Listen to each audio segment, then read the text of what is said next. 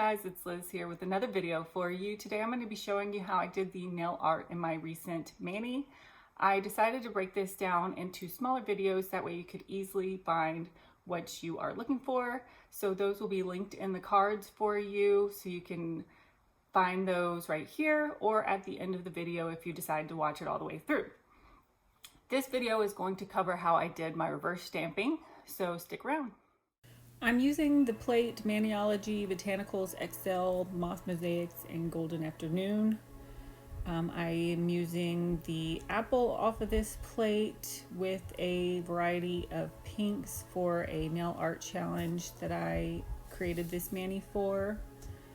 So I'm starting with the darkest pink that I have, and I like to just paint over the entire image. Sometimes I see it where they paint over half of it and then scrape it through, but I just like to make sure that it gets all in there really good.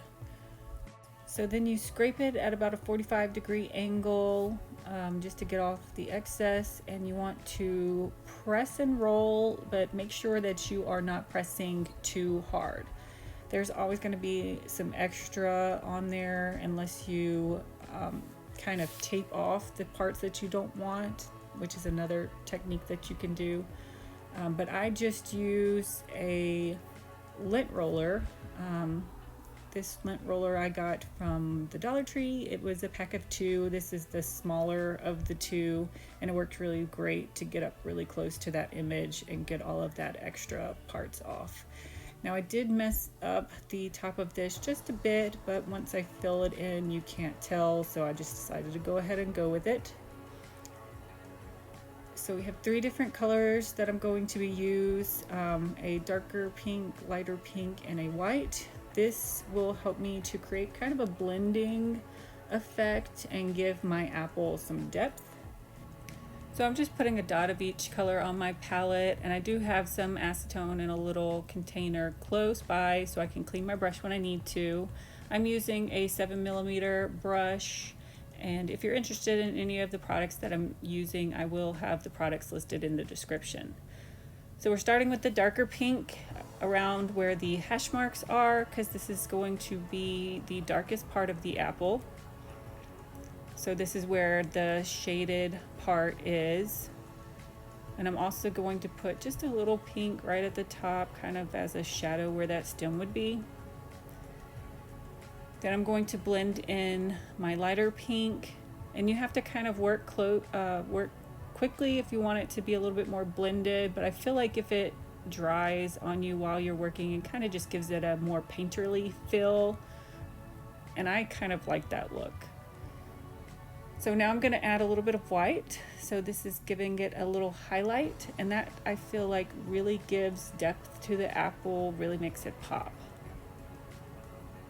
Now I'm just going to finish off the top there. And if you're interested in any of the products that I am using, I will link those in the description.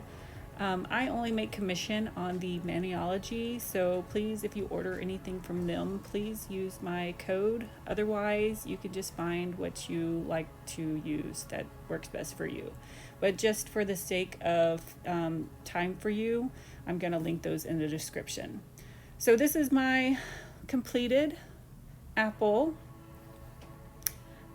and I'm going to show you some of the other ones that I did before this. This is my favorite stamper. It's the Maniology Ice Cube. And then this is the Maniology Monocle stamper. So now that we're done with all of that, we are ready to put all of these stamps on my fingers. So I have it prepped. These are all of the ones that I made. I have 6 clear stampers that I used. Been saving up and buying a bunch of them, and then I'm gonna add some dots later in another video with that Maniology color. I've already got it prepped with some Orly Bonder. That's what I use as my sticky coat because I don't have another sticky coat just yet, but this one seems to work pretty well for that. So this is another type of stamper. It's I believe it's just a different type of Monocle stamper. And I love how they are all clear. I don't have any of the marshmallow ones because I like these a lot better because you can see what you're doing and where you're placing them. So placement is all about just balancing them, where you put them, just to make a balanced design. And I've got my daughter on the side there moving stuff around on me. I apologize for that. But yeah, so you just stamp it where you want it, just kind of press it down and roll it onto your nail.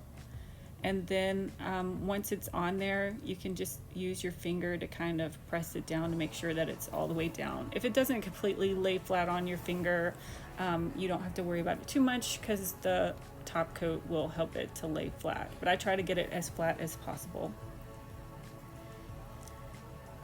So since this finger, I feel like it's a little bigger so it can hold 2 stamps on there. And I kind of put them at different angles just to make it look a little bit more interesting. And this one didn't come off on the first try. I had to push a little bit harder on this one to make sure that it's stamped and then roll it the opposite way. So sometimes you have to kind of work with them a little bit. So there's the first one. Now we're gonna do my thumb. I'm gonna speed it up for you. But my thumb is a little bit bigger, so I was able to fit 3 on there.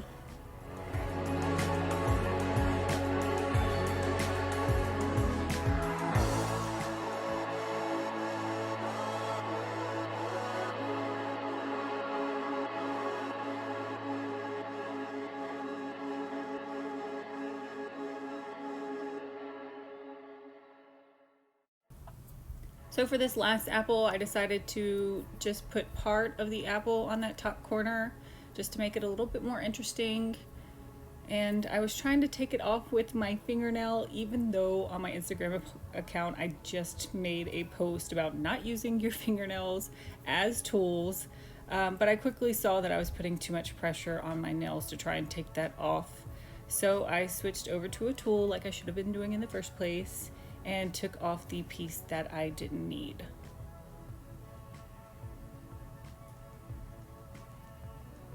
So the last one I did was my pinky, and since it was so small, I just centered it and stuck it on there.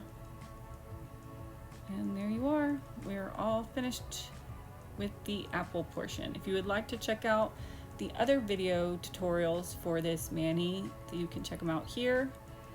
Thank you so much for watching.